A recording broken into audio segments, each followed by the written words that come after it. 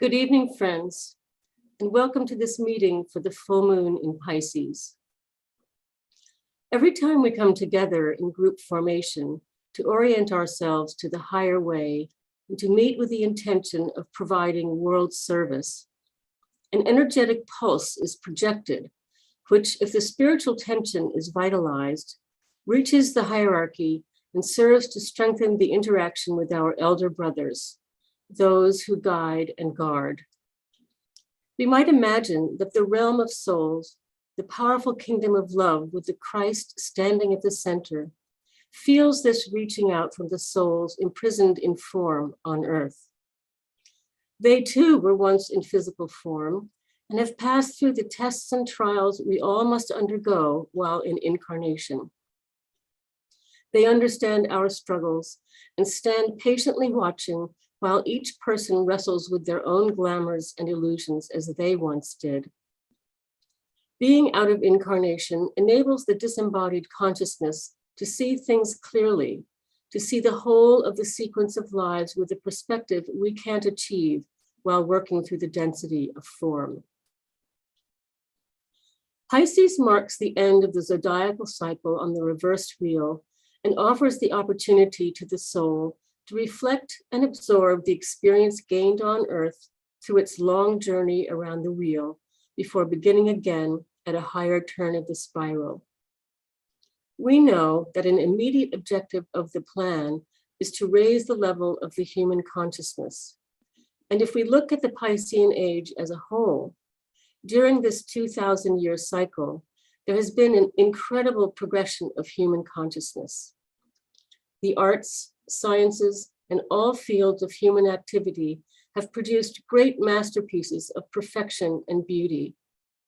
The amazing advances of science and technology have arisen through the sensitive response of individuals often working alone. The great religious and philosophical writings of the world, the sublime musical works, have all been the result of the inspiration of individuals deeply contemplating the divine. The process of initiation has been undergone one person at a time, slowly filling the ranks of the spiritual hierarchy. We've learned the value of idealism and how one person's devotion to a humanitarian cause can spur large groups of people into action. We've seen and are still seeing the tremendous sacrifices individuals have made to improve conditions for others, often at great personal cost or death. Idealism and devotion, sixth-ray qualities, have pushed the boundaries of human actions, driving people to seek something higher, better, and more fulfilling. Now, through the agency of the new group of world servers, this consciousness raising is proceeding with even more rapidity and purpose. There are more people than ever before in all parts of the world and in every tradition involved in spiritual practices such as yoga, meditation, and service. Through online seminars and meetings, people are joining together in real time to learn and grow together, to discuss the inner life and its meaning. The COVID pandemic has certainly changed the consciousness of many, causing people to look inward and reflect on the meaning of life.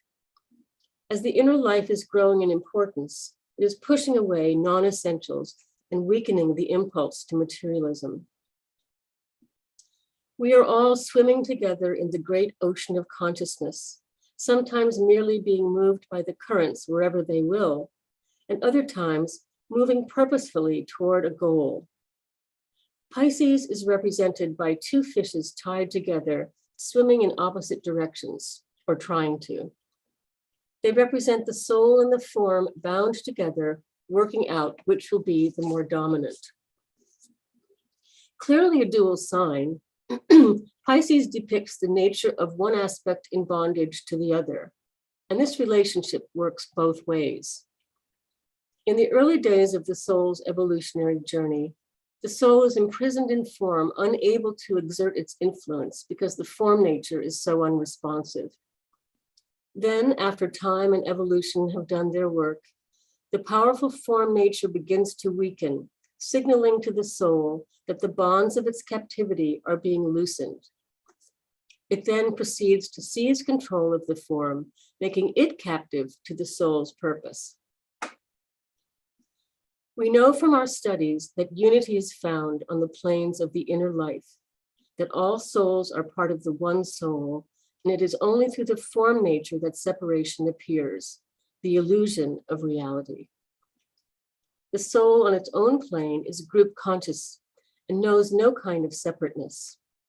It perceives all forms as merely a collection of energies that are seeking release and redemption through an advancing consciousness. The soul seeks to express itself and gain fullness of experience by contact with the physical plane. It seeks to condition its vehicles of form with the reality of its essential unity. It seeks full control of the personality, the outer life, and the trends of thought. With these thoughts in mind, let us take a moment to reflect on our essential oneness and basic unity with the soul. The mantra of unification is a potent word of power, which, when used with focused intent, helps bring the soul and personality into alignment and interplay.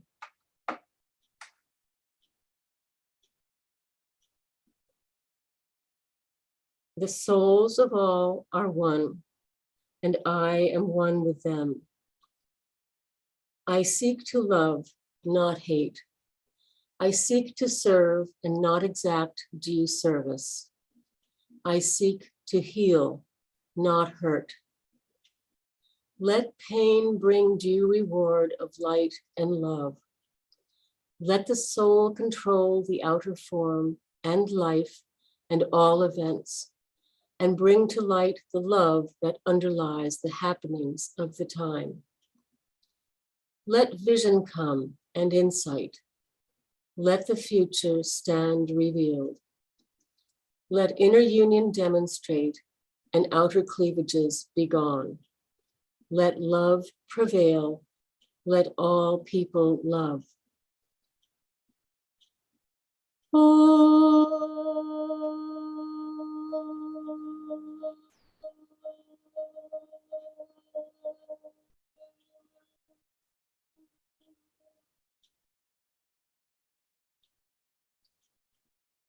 Through the esoteric rulership of Pluto, Pisces represents the principle and process of death, but also birth, these two being opposite aspects of the same reality for the two fish in captivity to one another, the soul and form. Pisces stands for imprisonment, bondage, and eventual detachment and release. When the soul incarnates into form, this is a temporary death for the soul. It becomes imprisoned in a body with no way to express itself through the infant, which is completely dependent on others for all its needs for many years. Births are always celebrated, but on the plane of soul, the entry or birth into physical form is a drastic sacrifice and a type of death for the soul. But keeping in mind that the nature of the soul is sacrifice, it is fulfilling its purpose to become imprisoned again and again until the final release. All forms die, whether it be a human being, an animal, a plant, an insect, a building, or an organization.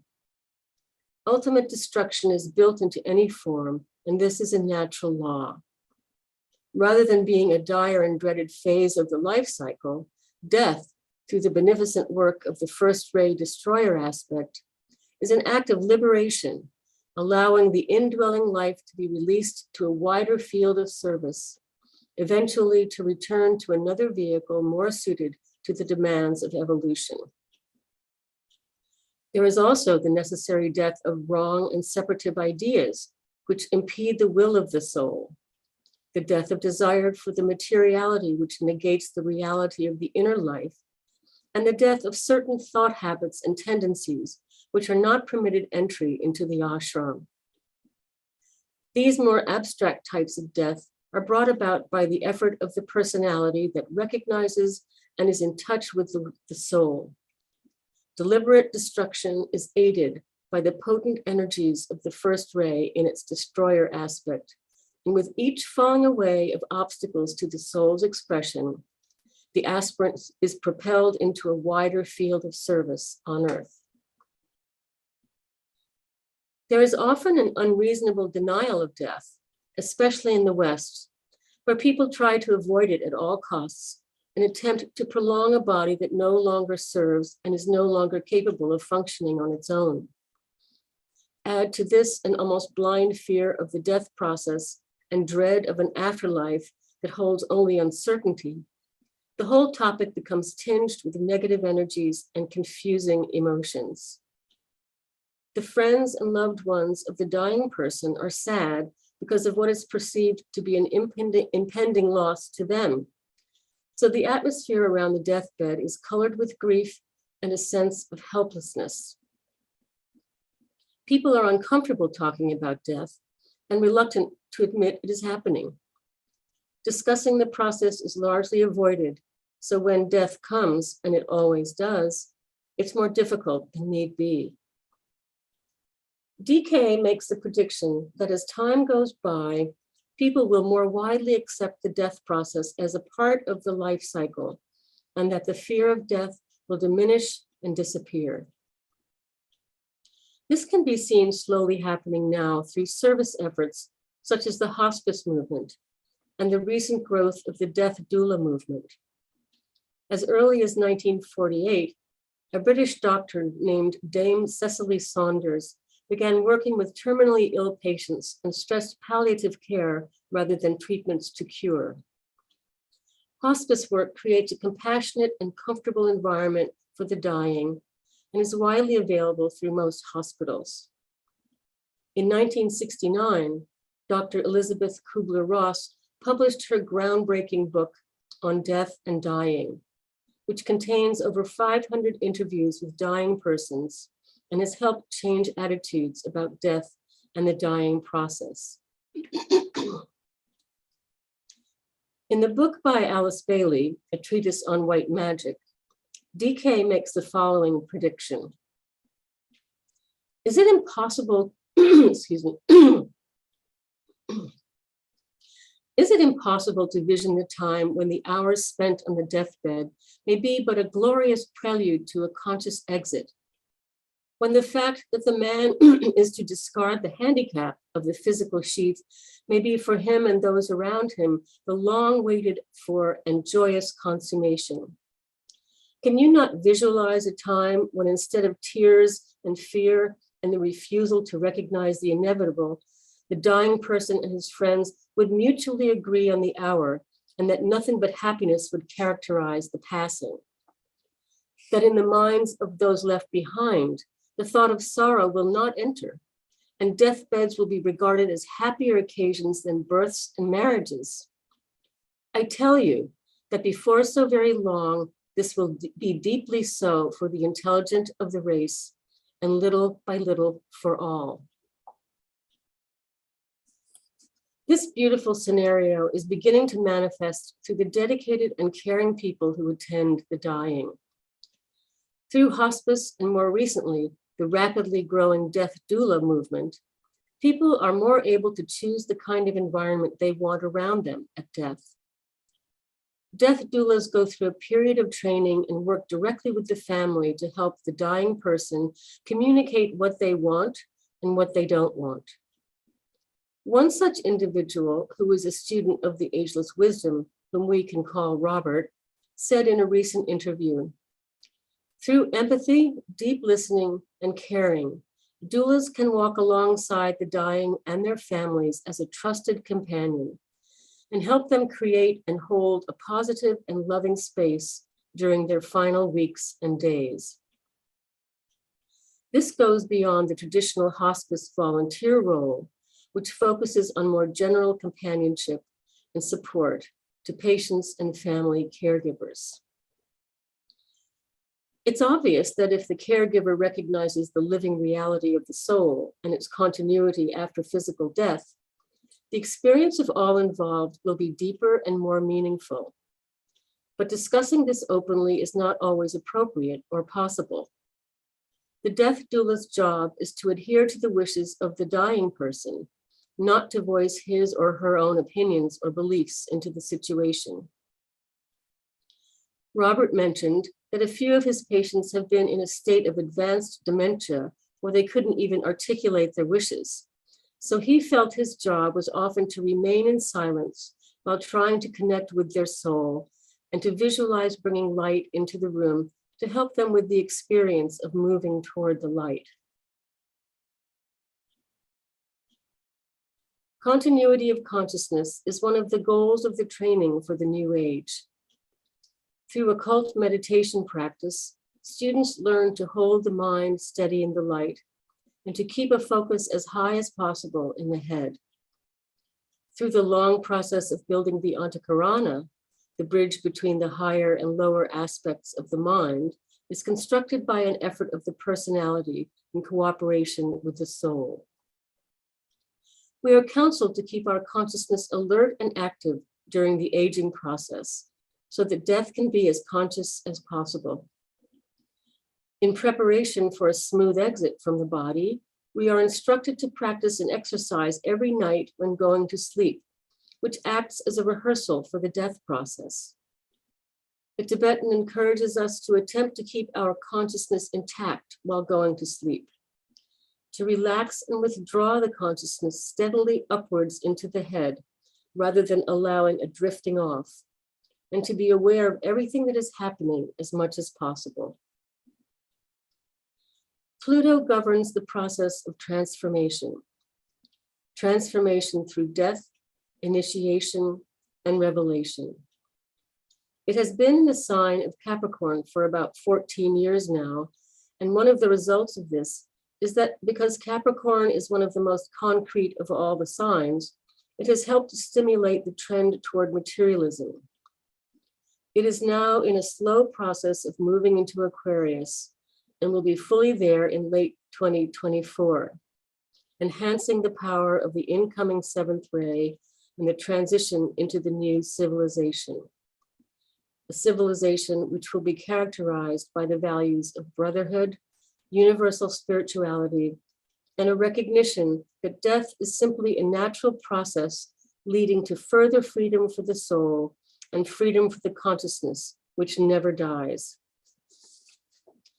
The triumph of Pisces through the victory over death releases the consciousness into its true role as the world's savior, which, having left the Father's home eons past, turns back to save the little ones and bring about transformation, redemption of matter, and resurrection.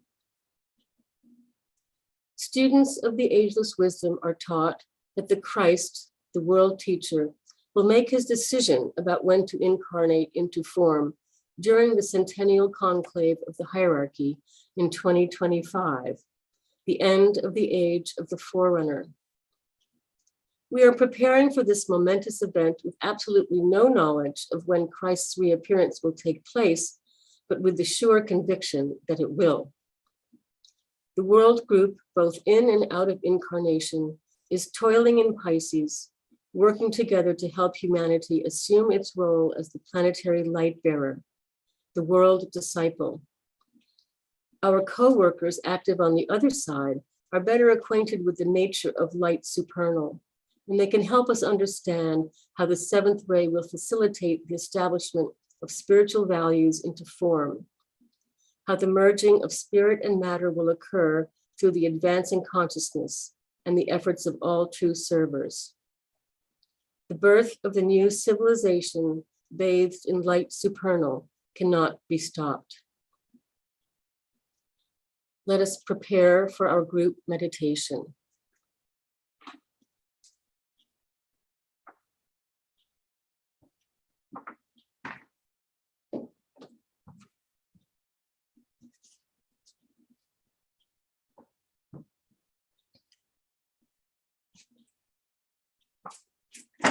Keynote of the full moon approach to the hierarchy. He who faces the light and stands within its radiance is blinded to the issues of the world of men.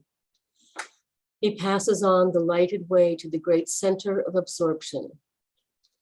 But he who feels the urge to pass that way, yet loves his brother on the darkened path, revolves upon the pedestal of light and turns the other way.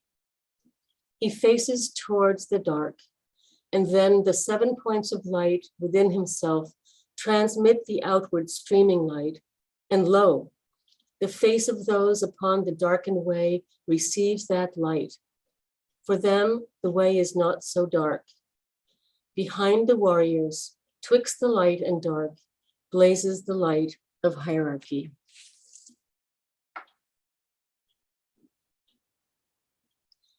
Meditation, letting in the light.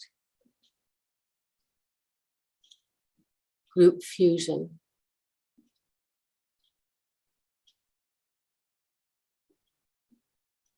We affirm the fact of group fusion and integration within the heart center of the new group of world servers, mediating between hierarchy and humanity.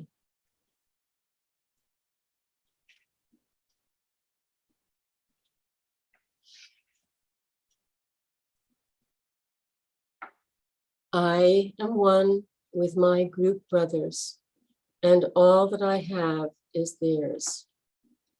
May the love which is in my soul pour forth to them. May the strength which is in me lift and aid them. May the thoughts which my soul creates reach and encourage them.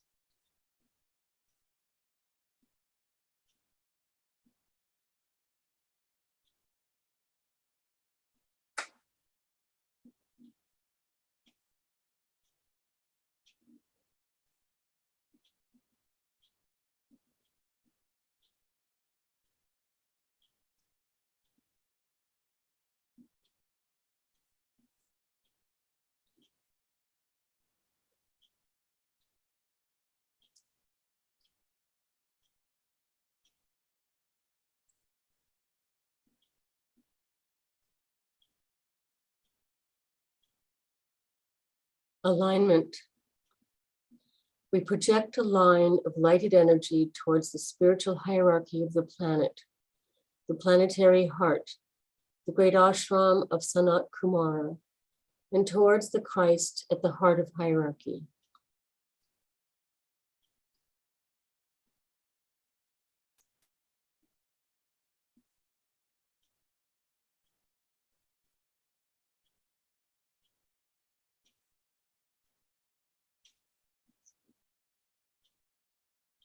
Extend the line of light towards Shambhala, the center where the will of God is known.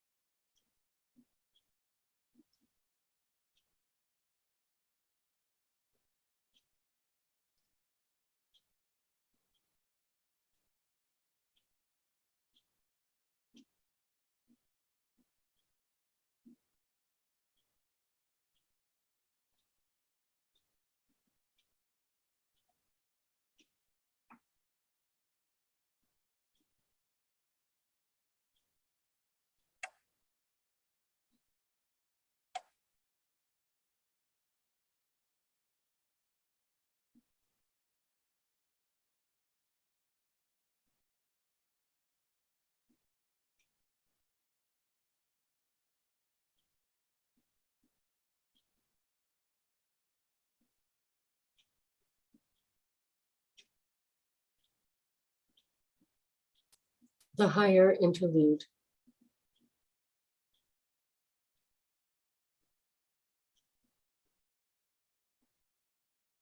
Hold the contemplative mind open to the extraplanetary energies streaming into Shambhala, radiated through hierarchy.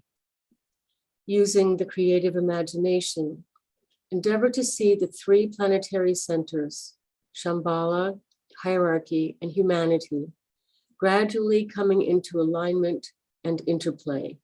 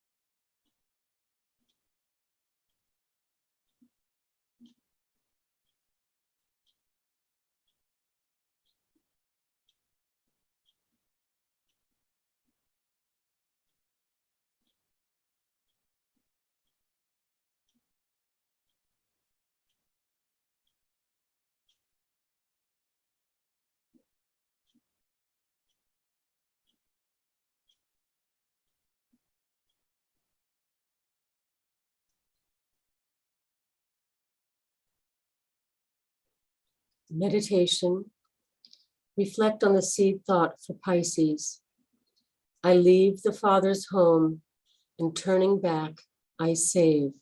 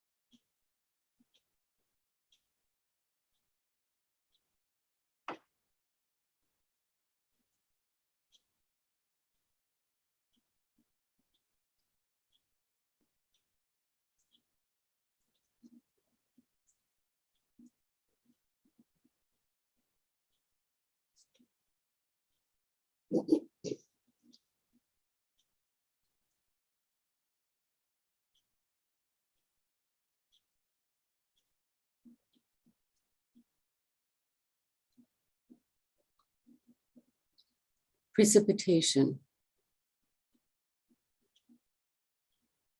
Using the creative imagination, visualize the energies of light, love, and the will to good pouring throughout the planet and becoming anchored on Earth in prepared physical plane centers through which the plan can manifest.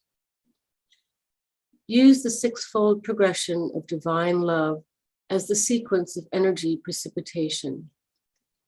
Shambhala, hierarchy, the Christ, the new group of world servers, men and women of goodwill everywhere in the world, and physical centers of distribution.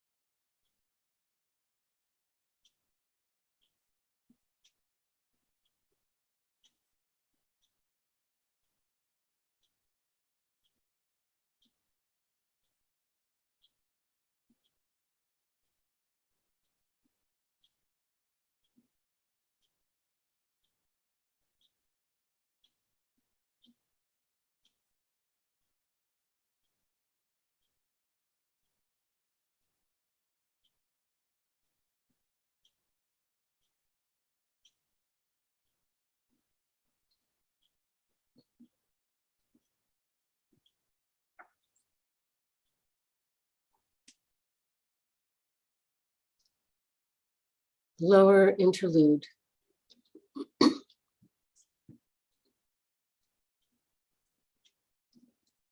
Refocus the consciousness as a group within the periphery of the great ashram.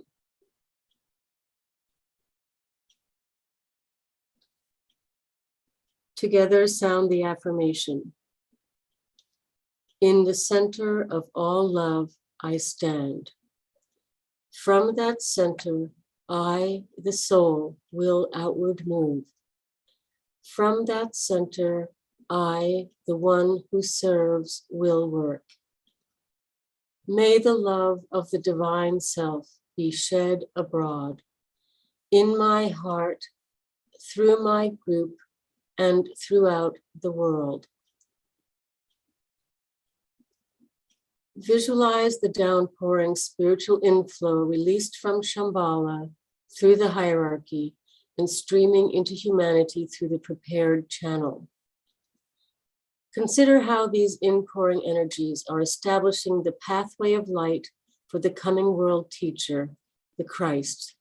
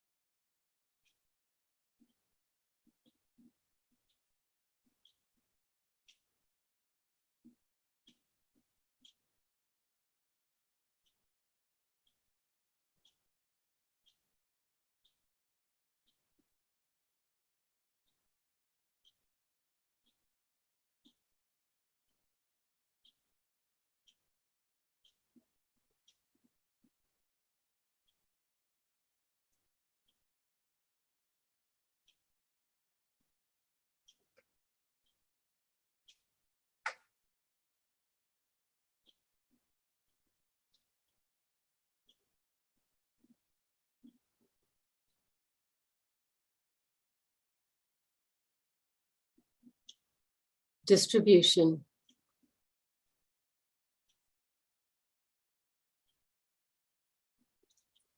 As the great invocation is sounded, visualize the outpouring of light and love and power from the spiritual hierarchy through the 5 planetary inlets: London, Darjeeling, New York, Geneva, Tokyo, irradiating the consciousness of the whole human race. From the point of light within the mind of God, let light stream forth into the minds of men. Let light descend on earth. From the point of love within the heart of God, let love stream forth into the hearts of men. May Christ return to earth. From the center where the will of God is known, let purpose guide the little wills of men, the purpose which the masters know and serve.